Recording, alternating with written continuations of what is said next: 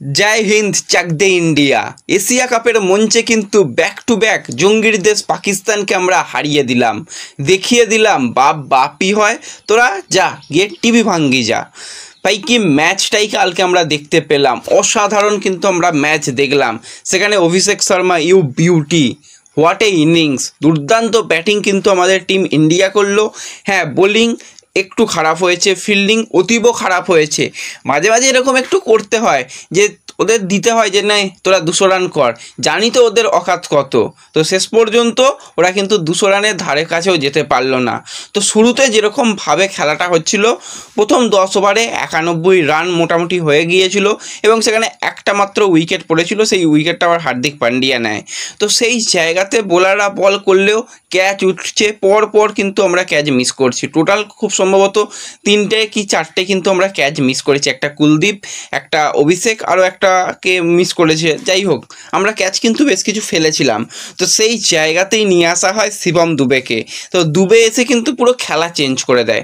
প্রথম 3টে ওভারে যা বল করেছিল সেখানে পুরোপুরি পাক্কুদের একদম শেষ করে দিয়েছিল। সেখানে কিন্তু গুরুত্বপূর্ণ 2টো বড় উইকেট তুলে নেয় এবং শেষ ওভারে যখন আসে 4 নম্বর ওভারটা শেষ করতে আসে কিছুটা রান খেয়ে গিয়েছিল, সেটাও আবার আনলাকি। একটা প্রথমেই হয়তো ভালো শট খেলেছিল কিন্তু এদিকে ওদিকে লেগে বল বেরিয়ে যাচ্ছিল, কিছু করার ছিল না।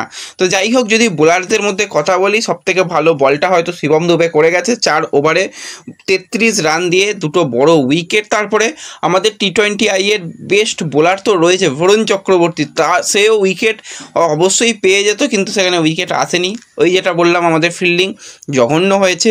সেখানে 4 ওভারে মাত্র 25 রান দিয়েছে, সবথেকে কম রান দিয়েছে। হ্যাঁ জাসপ্রীত বুমরাকে নিয়ে অনেকে কথা বলছে, ভাই বুমরাই থাকে, একটা দিন আধটা দিন খারাপ যেতেই পারে। তো সেখানে 4 ওভারে 45 রান দিয়েছে, তো কি হয়েছে তাতে? এখনও বুমরা সেরা ছন্দে আসতে পারেনি, আমরা দেখেছি। আশা করছি পরের ম্যাচ থেকে সেরা ছন্দে আসবে, তখন এই বুমরাকে নিয়েই কিন্তু আমাদের লাফালাফি করতে হবে। হার্দিক 3টে ওভার বল করেছে, সেখানে হার্দিক অনেকটা রান দিয়েছে, প্রায় 29 রান দিয়ে একটা উইকেট নিয়েছে। কুলদীপ সেও কিন্তু মোটামুটি ভালোই বল করেছে, সেও কিন্তু একটা উইকেট, এবং পরবর্তী সময় বাদবাকি প্লেয়াররা কিন্তু ভালোই বল করেছে বলতে হয়।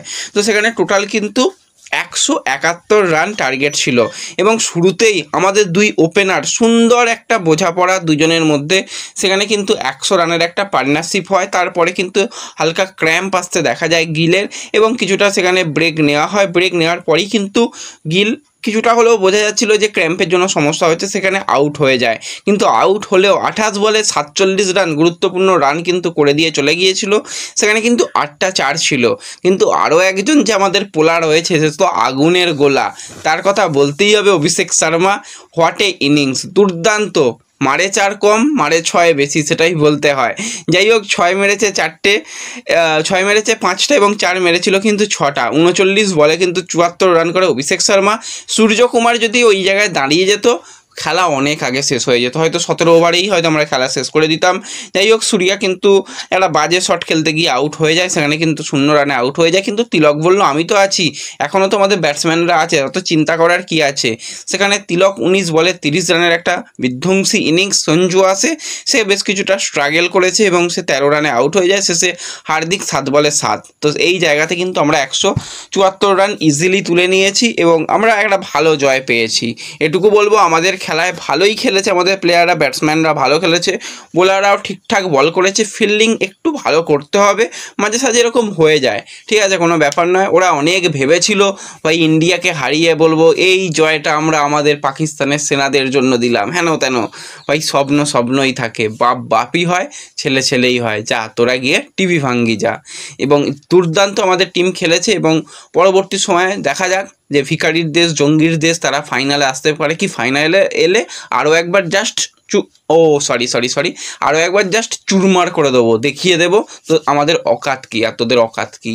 তো যাই হোক হেভি ম্যাচ হয়েছে, কীরকম এনজয় করেছো সকলে কমেন্টে জানিও, আর ভিডিও ভালো লাগলে সকলের সঙ্গে একটু শেয়ার করে দিও। দেখা হবে পরবর্তী সময়, ধন্যবাদ।